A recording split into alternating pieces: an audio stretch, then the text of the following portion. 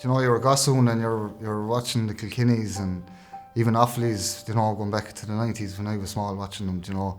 You always wanted to get there. A lot of my family, a lot of my friends, even some made the trip from London for the game. I had a brother home from Perth, happened to be my father's 60th birthday weekend, so yeah, there was a lot of things came together for me personally on the weekend, and obviously we got a brilliant game of hurling, and we were just delighted to come out the other side of it, and just really, really special memories, something I'll never forget.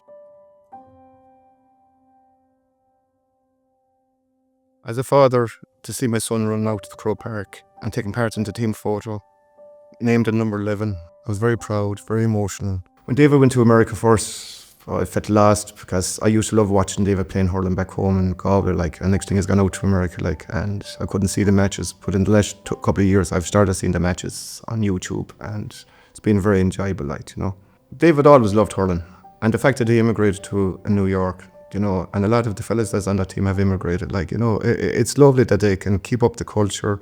There's this great sense of community out there. They make great friendships, and he's very proud of it, and I'm very proud of him. I'm from Meagher, one of the oldest clubs in the country. They contested the first All-Ireland ever against Lawless, played in Byrne. Privileged to be involved in that club, to be honest. But my father is a proud Roscommon man. I'm down there 5 years, and I've loved it down there, They're a great bunch of lads, do you know what I mean? It's been a fantastic journey. It took us a while to get going, in the championship, but, slowly and gradually we found our way.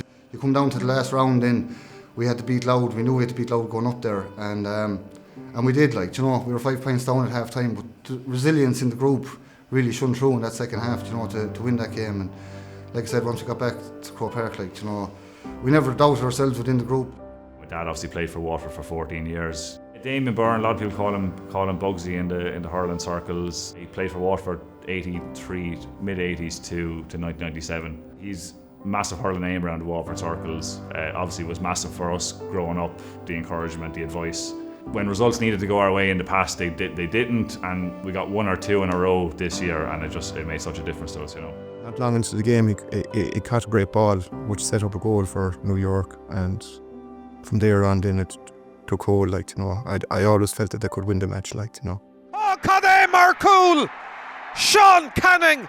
Le Hurricane Stocks and Anga can saw Bark and Croke. They were all great goals. We were delighted to get them.